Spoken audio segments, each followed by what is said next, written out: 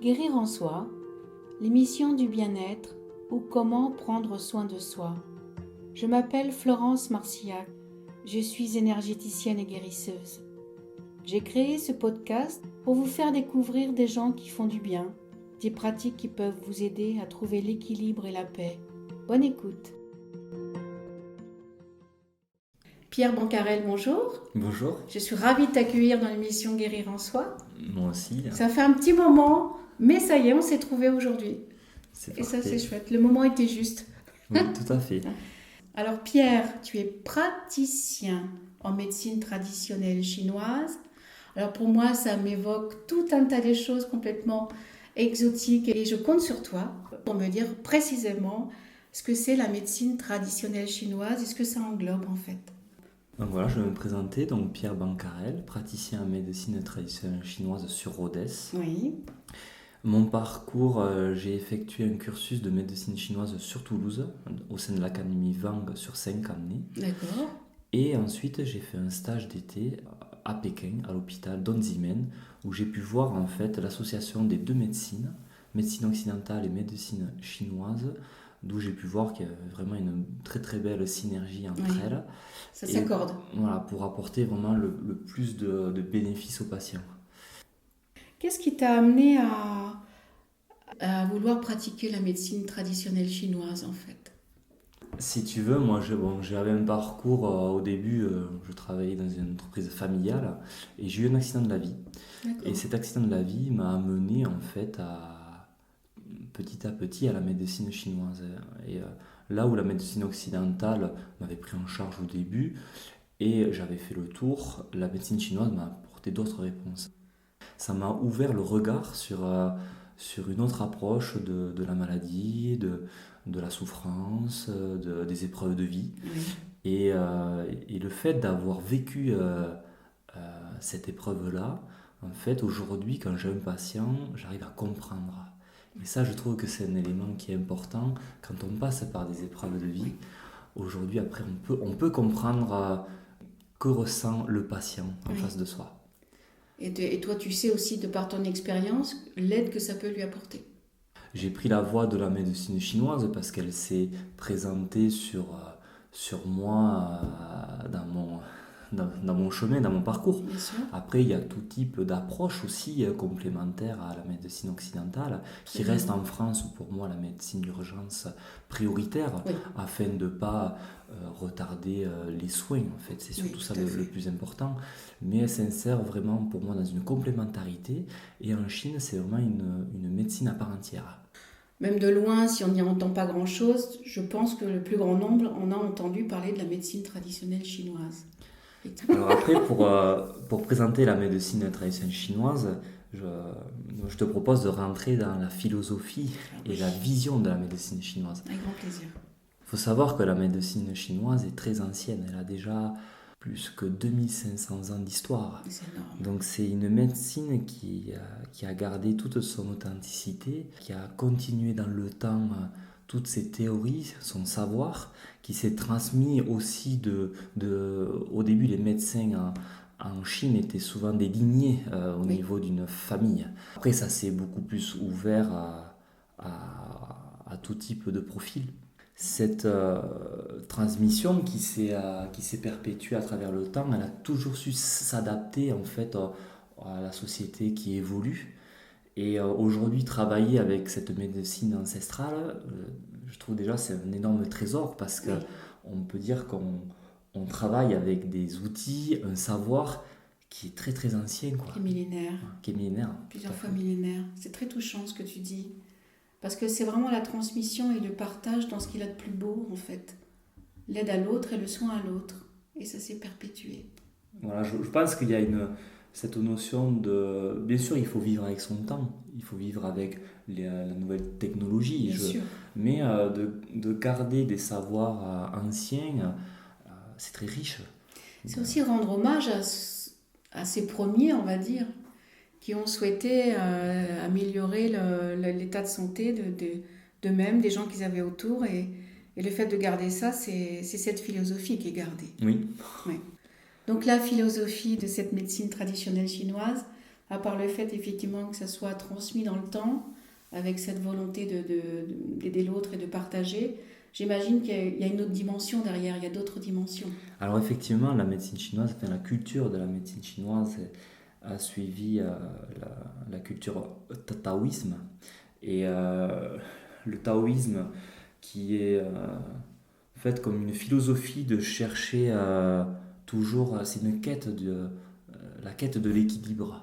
L'humain cherche l'équilibre autant en lui-même qu'à l'extérieur au niveau de la vie, des saisons, de l'univers. Donc il y a une notion de recherche du bien-être, de nourrir l'énergie et de la faire circuler également, être en accord avec elle. C'est au-delà du corps physique et de son bien-être physique en fait.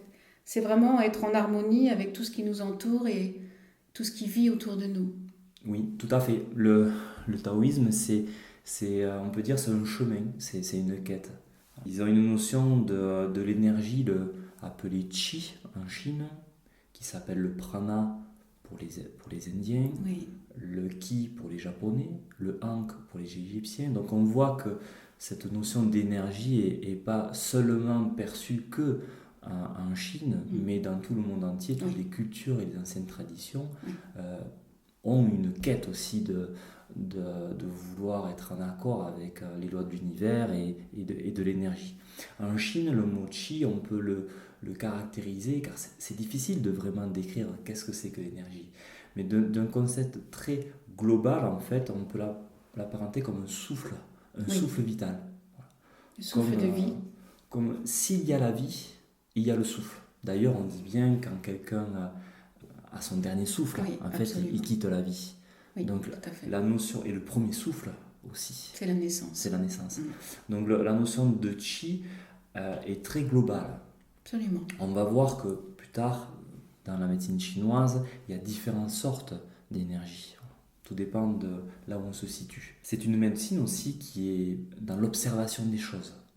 Elle va aussi observer le macrocosme, le microcosme, l'être humain, ou son environnement, les saisons, l'été, l'hiver, les influences que va avoir les énergies climatiques. Oui, donc il y a tout ça qui est observé. Enfin, quand tu reçois quelqu'un, un patient, au-delà, s'il te dit j'ai mal aux pieds, j'ai mal j'en sais rien, j'ai mal à la tête ou j'ai mal au cervical, c'est pas que ça que tu vas regarder en fait. C'est tout ce qui va entourer. En fait, il y a une notion de globalité. D'accord. Pour la médecine chinoise, on ne différencie pas le corps et l'esprit. Quand quelqu'un vient nous voir, il va y avoir un échange au départ, et où on va aborder plein d'éléments, bien sûr le physique, mais il y aura aussi sa vie affective, sa vie professionnelle, sa vie sociale, toutes les choses qui vit en ce moment, et le pourquoi il vient nous voir, peut-être aussi lié à un problème émotionnel aussi, qui doit arriver à dépasser. De toute façon, on le voit bien quand une personne se sépare, quand quelqu'un a une perte d'un proche, mais on voit que sur le physique, ce côté psychosomatique, on voit qu'il répond. Donc le corps est un langage aussi. C'est important ce que tu dis, parce que parfois on dissocie le corps de l'esprit, le physique avec l'émotion, et de ramener ça dans tes explications qu'effectivement on est un tout, même dans ces aspects-là, c'est très très important. Cette vision de unité du corps, pour rentrer maintenant un peu plus dans la médecine chinoise, on l'aborde sur différents aspects. Le yin et le yang, en fait, d'une manière très globale, représentent en fait deux polarités opposées mais très complémentaires. On a tous l'image de ce rond où il y a un côté en bas, un côté en haut qui s'accordent parfaitement, c'est le yin et le yang. Voilà, tout à fait. Le yin et le yang, c'est un concept qui appartient à la vision chinoise ou qui explique que toute chose a son opposé et qui est complémentaire à lui-même. D'accord. Oui. Et que tout à l'heure, on a vu la notion de quête de l'équilibre. Oui. Mais s'il y a la vie, à un moment donné, il y a un déséquilibre, car il y a de la matière. Le yin n'existe pas sans le yang n'existe pas sans le yin. On peut dire qu'avant la vie, avant la naissance, mais il n'y a pas le yin et le yang. C'est un état d'unité. Tout à fait. Et lorsqu'il y a naissance, il y a l'embryon, il y a la vie, on peut dire que le yin-yang apparaît. Si je comprends ce que tu me dis, ça me touche profondément. Je ne sais pas pourquoi, mais c'est comme ça. C'est que on est dans l'unité avant de naître et quand quelque part on est, c'est comme si on était coupé de cette unité qu'il fallait, par ce yin et ce yang, retrouver en fait ça. Toutes les traditions expliquent que antérieur à la matière, antérieur à la dualité, Oui. il y a un état d'unité. Les Égyptiens, pour eux, c'était le Nun, c'était l'océan primordial. Les Chinois, c'est Wuqi, c'est un état, avant le yin et le yang, il y a un état où tout est là, tout est un peu l'éternel présent, mais rien ne bouge. Le yin va, d'une manière globale, va représenter tout ce qui est froid, tout ce qui est en bas, tout ce qui est au repos, c'est l'inactivité. Et dans ce contexte-là, à l'opposé, son yang, ça va amener la chaleur, l'activité, le haut, tout ce qui va être à l'extérieur de soi. Mais ça reste un concept très abstrait et il faut toujours le replacer dans son contexte de là où on parle. Et nous, ce qui nous intéresse au niveau du corps, le yin peut représenter le sang, la personne, les liquides physiologiques, tous les fluides, tout ce qui va amener une nourriture au corps, alors que le yang, par rapport au sang, va représenter le mouvement, l'énergie, est-ce que ça circule, est-ce que les choses s'engendrent. D'accord. Et on voit que la recherche de l'équilibre, même d'une manière très concrète, la température du corps, tout simplement déjà, c'est toujours un état d'équilibre autour de ce 37 degrés. Oui. On voit aussi la tension artérielle. Oui. Donc même dans une vision très occidentale, on peut voir cette notion d'équilibre. Toujours une notion d'équilibre. Trop haut, trop bas, oui. Le juste milieu. Trop chaud, trop froid, oui, absolument. Pierre, j'en arrive à ma deuxième question, qui est en quoi le fait de venir te voir et de faire appel à la médecine traditionnelle chinoise peut améliorer le bien-être? Florence, je te propose de t'expliquer comment se déroule une séance. En premier lieu, quand on reçoit le patient, on a un échange avec lui. Il va exprimer sa douleur, si c'est physique, si c'est son mal-être, si c'est émotionnel. Bien sûr, on prend en compte la médecine dans sa globalité. Oui.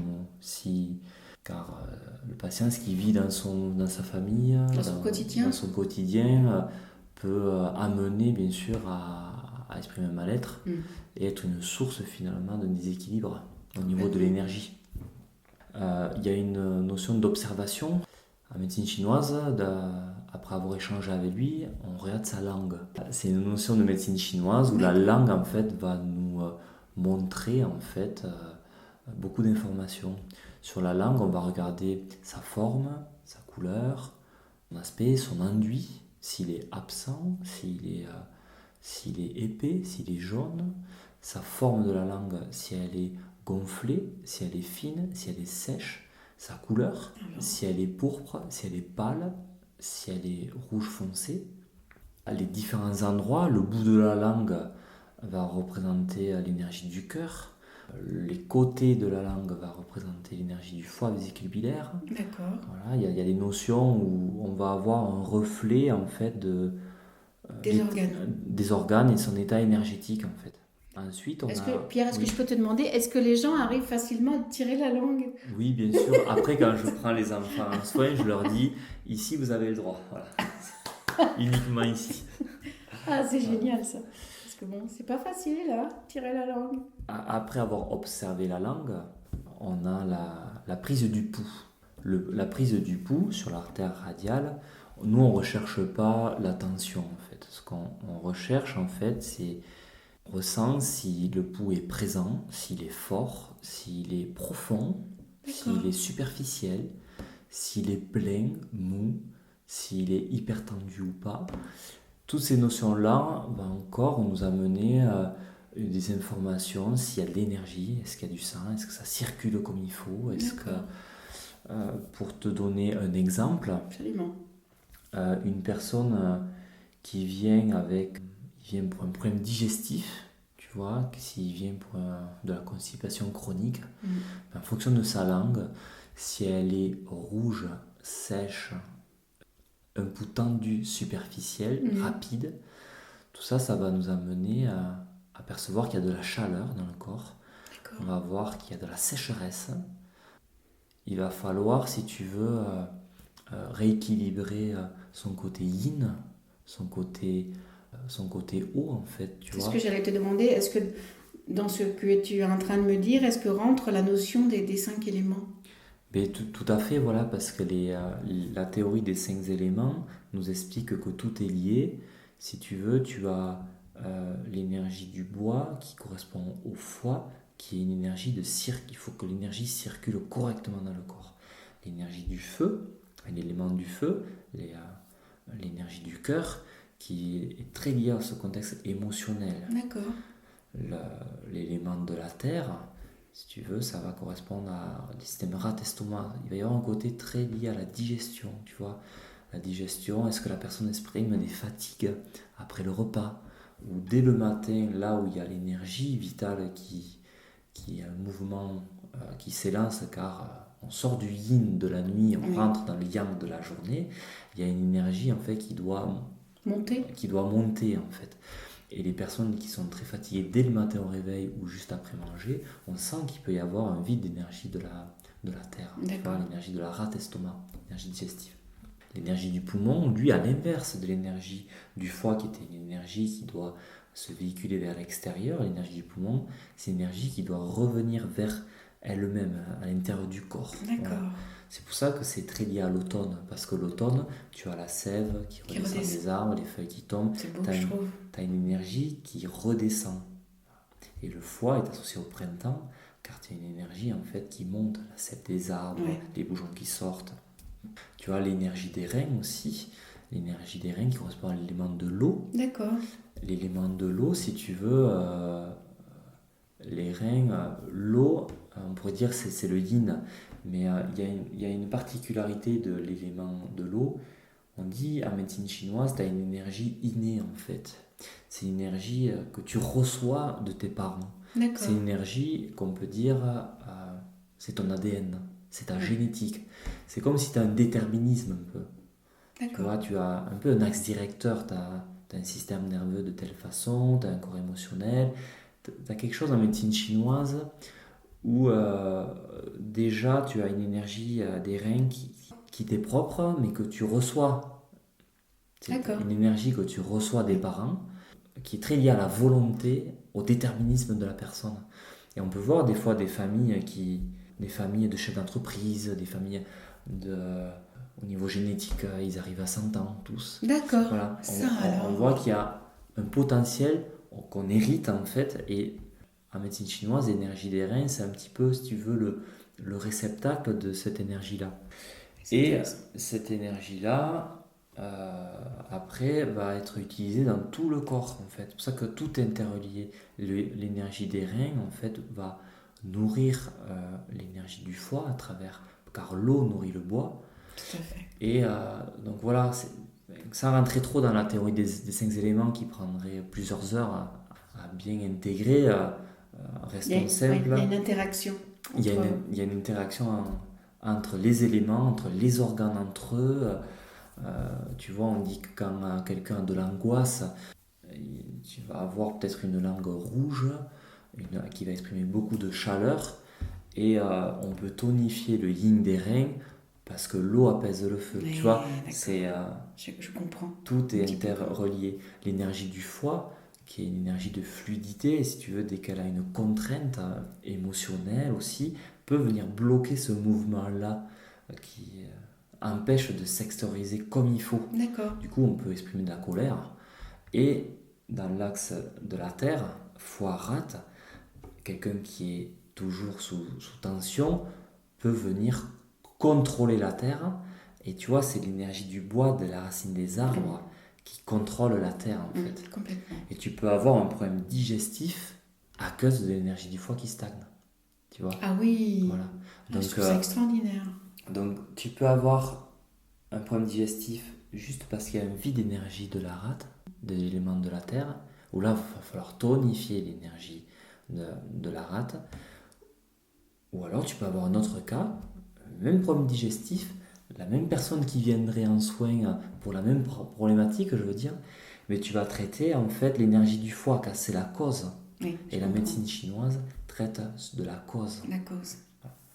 Je trouve ça absolument fabuleux dans ce que je comprends, dans ce que tu me dis, c'est si on peut avoir par exemple une même douleur, mais la cause n'est pas forcément la même. Exactement. Ouais. Ça va être l'observation de la langue, du pouls et l'échange avec la personne qui vont nous amener toutes ces informations-là et choisir après, enfin, établir le bilan Oui, énergétique, le fameux Bianzeng, oui, et après établir une démarche thérapeutique. Donc pour reprendre le cas de la personne qui vient pour une constipation Oui. chronique, si tu as une langue rouge, sèche, un pouls très tendu, si tu veux, tu n'auras pas le même diagnostic que si la personne elle vient pour des constipations chroniques et qu'elle a une langue pâle, gonflée, avec un pouls profond et presque absent. parce que la cause n'est pas la même. Parce que la cause n'est pas la même. Tu vas avoir d'un côté une cause de constipation due à un vide et de l'autre côté une cause de la constipation due à une plénitude. D'accord. Tu On peut vois dire un plein? Le vide et le Ouais. plein? Le vide et le plein, mais D'accord. en médecine chinoise on parle surtout de vide et de plénitude. D'accord. Un autre exemple, quelqu'un qui a des angoisses, qui vient et qui, de l'insomnie mélangée, de l'angoisse, du stress, sa langue, mettons, si à cette personne elle est rouge, sèche, surtout au bout, et qu'elle a des transpirations en plus, transpiration des paumes des mains, transpiration nocturne, on voit qu'elle émane de la chaleur, effectivement. D'accord. Le pouls, s'il est hyper tendu, si le pouls il est tendu aussi à une certaine position, parce que le reflet des organes s'exprime aussi sur une position De tes doigts? les doigts au niveau de l'artère radiale, au niveau du poignet, on peut établir que cette personne-là, en fonction de son pouls et de sa langue, est dans un tableau de plénitude et ne sera pas du tout abordée comme une personne qui a de l'angoisse et qui exprime beaucoup de frilosité, un manque d'entrain, alors que l'autre va exprimer une agitation. Oui, c'est Voilà. ça. Ça va être... Donc, oui. tu vois, il y a on ne traite pas que le symptôme. En fait, la médecine chinoise, à travers le regard de la langue, la prise du pouls, l'échange du patient, on cherche l'origine, la Absolument. cause Ben oui. De toute façon, du déséquilibre. tu seras au plus près, enfin au plus juste finalement. Toutes ces informations vont te permettre, toi, après, en fonction de ce diagnostic, te permettre de proposer tel ou tel, entre guillemets, outil. La médecine chinoise, tu as 5 piliers fondamentaux. D'accord. Tu as d'une part l'acupuncture.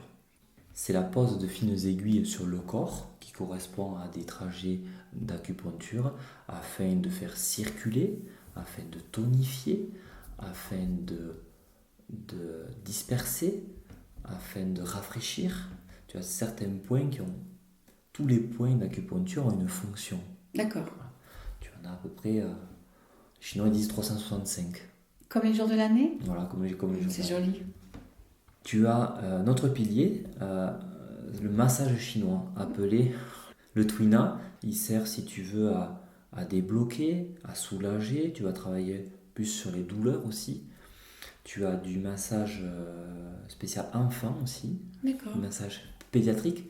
Du coup, ce massage-là est intéressant parce que les enfants sont très réceptifs en fait au massage pédiatrique à Tuina. Et parfois, la pose des aiguilles peut amener une certaine appréhension, surtout sur les tout petits. Ça va être compliqué, effectivement. Un autre pilier en médecine chinoise, c'est la pharmacopée. Donc, la pharmacopée, si tu veux, c'est l'utilisation de plantes et de minéraux afin à nouveau de retrouver l'équilibre de la personne. Tu vas avoir des plantes de nature fraîche, tu vas avoir des plantes de nature chaude, et en fonction de ton diagnostic, tu te souviens quand on avait parlé de la personne qui avait des frilosités ou celle qui avait de la chaleur, tu vas pouvoir à travers l'utilisation des plantes rééquilibrer la personne. Tu as un autre pilier, le Qigong. Le Qigong, c'est un art gymnastique chinois en fait qui sert, si tu veux, à faire circuler. Voilà, à nourrir l'énergie et à le faire circuler dans le corps. Voilà. beaucoup de pratiques qui s'apparentent, le yoga, le tai chi, enfin, toutes sortes de pratiques, si tu veux, il y a quand même le même but, si tu veux, c'est toujours de nourrir l'énergie, de la faire circuler. Il faut savoir que les Chinois, dans le taoïsme, il y a eu toujours cette quête de l'immortalité. C'est le côté je veux vieillir le plus longtemps possible en meilleure santé. Et je m'en donne les moyens. Voilà. Le Qigong permet, si tu veux, de nourrir et de faire circuler cette énergie-là avec des mouvements bien précis qu'on peut voir dans des reportages. Absolument. Ou dans aujourd'hui, il y a beaucoup de cours qui sont donnés en Occident. Oui. Dans l'Aveyron aussi. Dans l'Aveyron aussi. Tu as aussi la diététique chinoise aussi. Donc c'est la diététique, c'est pareil, retrouver l'équilibre du corps à travers l'alimentation. Tu vois, on est toujours sur une notion de chaud, de froid, de sec, de humide, des saveurs aussi, l'amer, le salé, l'astringent, tout ça. La mer va faire descendre l'énergie vers le bas. Tu vois, c'est des notions. On en revient toujours en fait à la. C'est d'amener le contraire. Enfin, je ne sais pas si on peut dire le contraire. Si c'est trop chaud, tu amènes quelque chose qui va entre guillemets refroidir. Si c'est trop froid, tu vas amener quelque chose qui va faire réchauffer. Exactement. Et par les différentes techniques qui sont proposées. Exactement. En fait, c'est de retrouver l'équilibre. Et tu vois, la diététique, vu que c'est tous les jours, mais des fois on peut manger, si tu veux, des choses qui vont à l'encontre, sans le savoir, si tu veux, de notre problématique. D'où un déséquilibre. D'où un déséquilibre. Tu vois, comme un exemple, le poivre, le piment, si tu veux, c'est des natures très chaudes. On dit triangle, tu vois. Donc quelqu'un qui a beaucoup de chaleur dans le corps, de sécheresse, c'est quelque chose qu'il faudrait peut-être limiter, tu vois. Et oui, là tu rajoutes de l'huile sur le feu, si je peux dire ça comme ça. Voilà, exactement, oui, tout à fait. Et oui. Tu vois, et à l'inverse, certains fruits, la banane, tu vois, c'est un fruit très froid, tu vois, et humide, comme les produits laitiers. Nous, en médecine chinoise, c'est pas qu'ils sont pas bons, c'est ils ont une saveur humide. L'humidité dans le corps, c'est pareil. Si tu veux, moi, je compare ça comme... c'est très difficile d'expliquer la notion de humidité dans le corps. Je pense que c'est compliqué, oui, effectivement.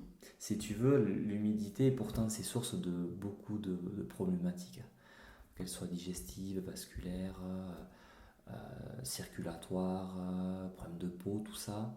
La notion d'humidité, en Chine, on l'appelle tran. Tu vois, c'est apparenté comme quelque chose, comme un ruisseau, si tu veux, quand il ne circule pas bien, il se trouble un peu. Oui. Il y a une mauvaise circulation. L'air, quand il y a du brouillard épais, si tu veux, c'est trouble. Voilà, il y a une notion d'épaisseur qui arrive. Et effectivement, il y a des aliments comme ça, comme les produits laitiers, comme la banane, qui sont très humidifiants et qui peuvent être source de déséquilibre, tu vois. Mais par contre, à l'inverse, si on est très chaud, mais dans le sens où très, très excité ou du coup, la banane, c'est bon. Ça permet d'éteindre un peu le feu. Exactement. Il suffit de ne pas avoir un vide, si tu veux. Oui. Voilà. On revient toujours sur cette notion de vide et plénitude. Je prends souvent une métaphore pendant les consultations pour expliquer cette notion de vide et de plénitude. Tu as une casserole qui bout sur le feu. Tu vois. Si l'eau bout d'une manière forte, tu as deux solutions. Soit tu baisses le feu, oui. ou soit tu rajoutes de l'eau. Effectivement, voilà. C'est vrai. Oui, c'est vrai. Donc si la personne, elle a trop de yang, c'est quelqu'un qui est souvent assez actif, tu vois, qui n'est pas fatigué, tu vois. C'est quelqu'un qu'il faudrait baisser le feu. Tu vois. Tu rajoutes de l'eau. mais quelqu'un qui a de la chaleur, mais juste que la nuit. Mais si tu veux, c'est une personne, il ne faudra pas baisser le feu. Il faudra plutôt rajouter de l'eau pour apaiser la chaleur de la nuit, tout ça, les transpirations nocturnes et tout ça. L'exemple de la ménopause. Oui, j'allais te poser la question. Si tu veux, pour nous, ce n'est pas une maladie. On revient toujours sur ce côté yin, très féminin, qui est très lié au sang, au liquide physiologique et tout ça. Absolument. Le yin, il est très abondant au moment de la puberté. Et après, au niveau de la ménopause, si tu veux, le yin, il baisse. C'est la vie, Et à travers le Qigong, si tu veux, il y a des pratiques pour essayer de nourrir le yin, pour le conserver, si tu veux. À la ménopause, souvent, il y a un vide de yin qui arrive. Et un gros vide de yin prononcé, si tu veux, tu peux avoir des patientes qui vont avoir beaucoup de chaleur au niveau de la nuit. Parce que le yin, dans son contexte global sur la journée, correspond à la nuit. Et le yang correspond à la journée. D'accord. Donc quelqu'un qui a un vide de yin, si tu veux, va exprimer de la chaleur la nuit. D'accord. D'où ce qu'on appelle ces bouffées de chaleur, en fait. C'est ça ? Tout à fait. Qui n'est pas facile à vivre, je crois. Oui. C'est très intéressant cet aspect, en fait. Je trouve ça très beau, à la fois, de se rendre compte que tout est lié, mais que chaque personne que tu vas voir, en fait, tu vas mettre des mots, un diagnostic différent pour chacun, chacune. Ça ne sera jamais la même chose. En fait, tout patient est unique. Oui. Et la médecine chinoise, ce qu'elle a de riche, c'est qu'on s'intéresse à l'histoire. En fait, il y a sa problématique, mais il y a tout son environnement. En fait, c'est très global. Oui. Donc, tu vas essayer de comprendre la personne. Et chaque patient est une histoire, en fait. Et, c'est beau, je trouve, de prendre cet aspect-là de la personne. Tous ces aspects de la personne. En fait, c'est pas que, pardon Pierre, c'est pas qu'une maladie ou une douleur que tu vas avoir en face de toi. C'est une personne unique qui va t'exprimer quelque chose et qui parle, en fait. Exactement, si tu veux. Je trouve ça très beau. Voilà, tu peux avoir quand même deux profils différents. Tu peux avoir des gens qui viennent, j'ai fait un travail excessif dimanche, je me suis bloqué l'épaule, et tu vas travailler d'une manière très mécanique sur l'épaule. Bien sûr. Sans aborder tout un contexte. D'abord, c'est la douleur. Voilà, émotionnel, tout ça. Par contre, voilà, tu peux avoir Après, ça peut venir dans un deuxième temps. Exactement. Et des fois, on s'aperçoit qu'effectivement, en cheminant, on vient au début pour une douleur et finalement, on s'aperçoit que ça fait du bien pour le stress. Une prise de conscience. Voilà, une prise de conscience, effectivement. Oui, c'est très intéressant aussi. Ça fait partie de la pratique, en fait, aussi. Que d'aider à cette ouverture sur cette prise de conscience que potentiellement, cette douleur, oui, elle est physique quelque part, mais c'est peut-être quelque chose derrière dont on n'avait pas conscience de ça. Oui, exactement, oui. Ouais, mais c'est une prise de conscience, oui. Complètement. Et la médecine chinoise aussi s'adapte aux adultes, aux adolescents, aux enfants, aux femmes enceintes aussi. Voilà. J'ai été beaucoup moins sensibilité. Il y a eu des enfants en bas âge pendant mes études. Oui. Donc, si tu veux, l'approche, l'accompagnement de la femme enceinte m'a beaucoup intéressé, car j'étais vraiment en pleine période, si tu veux. C'est tellement beau, je trouve. Quand on parle de globalité, pour le coup, on peut dire qu'elle est entière, qu'elle est bien remplie, en fait. Et ça, je trouve ça vraiment très beau. Donc, si tu veux, je suis assez sensible par rapport à la femme enceinte parce que je trouve que ça fait du bien d'amener un accompagnement supplémentaire. Oui. Voilà, d'essayer déjà d'avoir confiance en soi, confiance en son bébé. Tu vois, l'approche qu'on a en médecine chinoise peut s'établir directement pour un désir de grossesse aussi. Tu vois, ce côté yin qu'on parlait, le sang, est-ce qu'il circule, est-ce que le yin est abondant? Mais si tu veux, c'est quelque chose qu'on regarde au départ. Quelqu'un qui vient pour un désir de grossesse, on va regarder sa langue, une langue qui est de couleur claire, pâle, un peu profond, avec des règles très peu abondantes, tu vois, va nous amener à un tableau de vide de yin, vide de sang, tu vois. Donc pour la médecine chinoise, pour qu'il y ait pour arriver à tomber enceinte, il faut qu'il y ait encore ce couple, le yin, le sang qui est l'essence, et le côté yang qui est le mouvement, tu vois.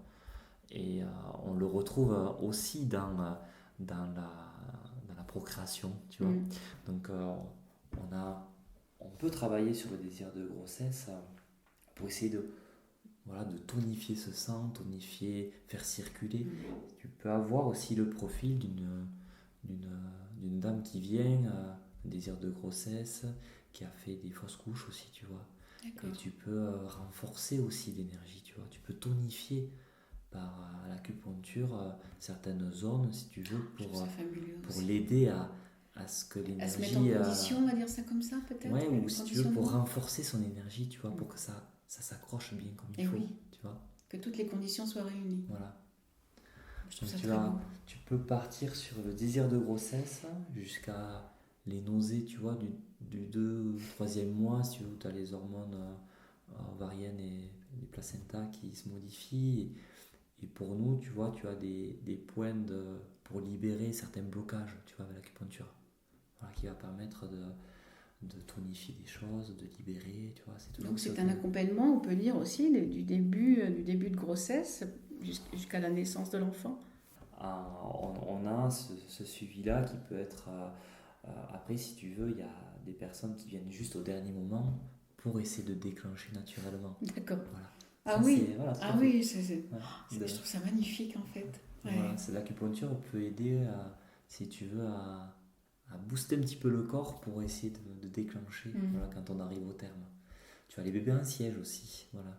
Oui, Semaine, oui, ça c'est encore autre chose. Semaine 32, si tu veux, voilà, on regarde le bébé bien positionné. Et il y a des points d'acupuncture qui sont très liés à l'utérus pour engendrer ces mouvements-là. Tu vois, donc... Ah oui, c'est un panel, enfin c'est énorme quoi. Voilà, c'est vrai qu'il y a une approche assez globale pour l'accompagnement de la femme enceinte et bien sûr de ramener toujours la confiance en soi et confiance à son bébé. Et puis tout ça, c'est que des informations. Enfin, moi, le plus important, c'est qu'elle elle garde confiance jusqu'au bout. Quoi. Confiance en son enfant. Voilà, tout à fait. Ouais, je trouve ça vraiment très beau. On va, Pierre, arriver à la fin de cette émission et je vais te poser ma question que j'aime beaucoup finalement, puisque c'est le titre de cette émission. Qu'évoque pour toi, Pierre, guérir en soi? Guérir en soi, pour moi, c'est déjà trop arriver à savoir qui on est, à être en harmonie avec soi, harmonie avec son environnement, sa famille, arriver à prendre place, arriver à être, si tu veux, réalisateur et créateur de sa propre vie. Tu vois, quand on a des enfants en soins, il faudra arriver à percevoir, si tu veux, l'énergie qu'ils ont.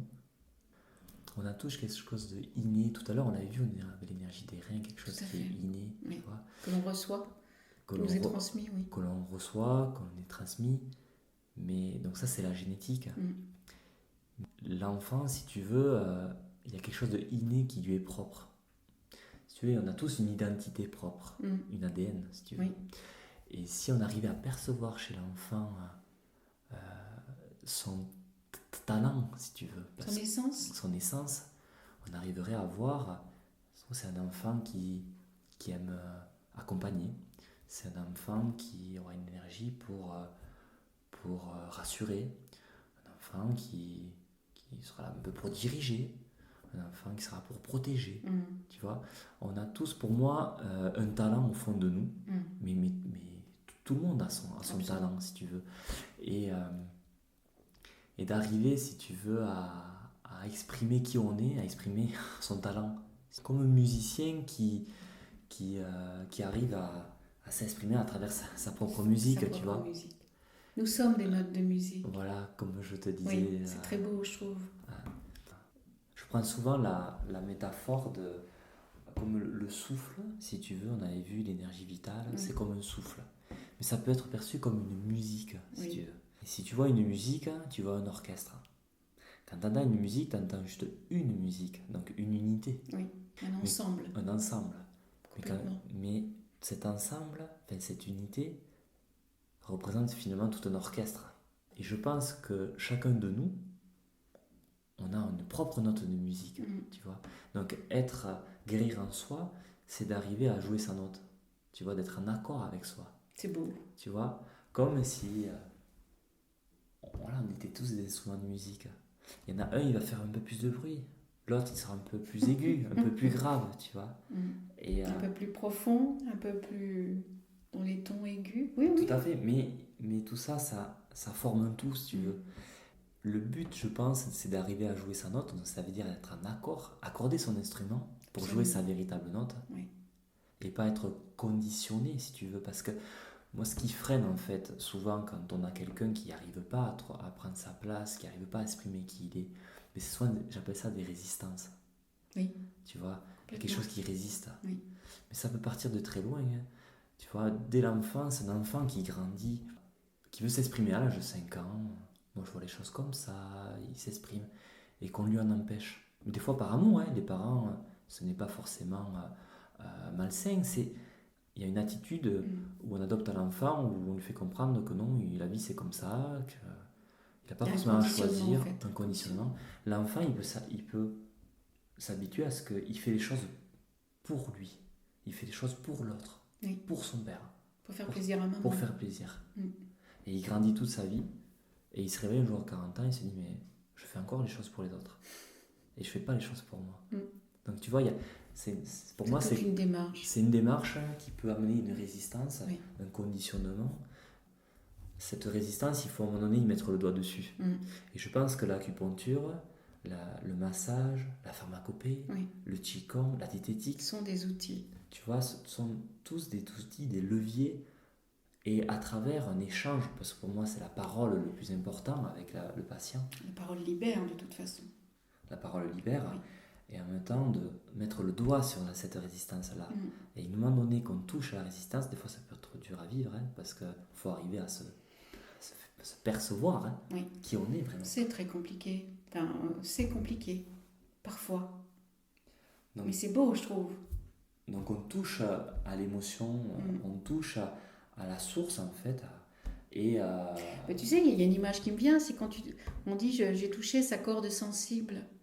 Oui. Mais ça fait vraiment penser à un instrument de musique, la corde. Oui, aussi. On touche la corde, en fait. Exactement. Il faut vibrer la corde. Je trouve ça vraiment très beau. Ouais. Donc après, voilà, pour revenir sur la musique, on doit jouer sa note pour être en harmonie avec soi. Oui. Et en même temps, on doit s'intégrer dans tout cet orchestre. Dans le philharmonique. Voilà. Donc il faut être en harmonie aussi avec l'environnement. Tu vois, pour que tout l'environnement puisse... tu peux pas toujours être dans la dissonance, en fait. Parce qu'à un moment donné, même toi, tu dois l'entendre que tu es pas en harmonie, que tu ne vibres pas en harmonie. Ah, mais c'est très dur. Oui. Et je pense qu'on est dans la vie, si tu veux, tu es aussi dans une dualité. Oui. Tu as un mental qui t'amène toujours à des idées, à des pensées. Mais je pense qu'à un moment donné, il y a quelque chose qui peut s'éclairer. Et le principal, voilà, guérir en soi, c'est d'aller vers soi, déjà, aller vers son cœur. Et pas forcément aller vers son mental, son cerveau, mais c'est d'aller vers voilà, pour aller plus loin, je peux dire vers qu'est-ce qui nous fait vibrer, puisqu'on est toujours dans la vibration. Oui, voilà, sa propre identité et assumer qui on est. Oui. Voilà, oser. Oser être soi. Oser être soi, exactement. Osons vibrer. C'est très beau cet exemple de philharmonique, parce que par la voix aussi, on exprime une vibration, on exprime un son. Et la voix aussi guérit. Et ça aide aussi finalement à trouver cette place dans cette partition magnifique qu'est la vie. Ben, si tu en es d'accord avec moi, Pierre, je finirai sur cette très jolie note de musique, parce qu'elle est très belle, et je te remercie infiniment pour tout ce qu'on vient de partager tous les deux. Merci à toi. Toutes ces émotions, toutes ces vibrations et toutes... Alors, vous n'avez pas la chance comme moi de voir Pierre en face de vous, mais ses yeux parlent tout seuls, ils sont très beaux. Et la beauté aussi s'exprime pas forcément par les mots, mais aussi par le regard. Donc, je t'en remercie beaucoup. Je te remercie énormément, Florence. Merci à toi, Pierre. Si vous avez aimé cet épisode, n'hésitez pas à partager vos ressentis dans les commentaires et à le faire circuler autour de vous.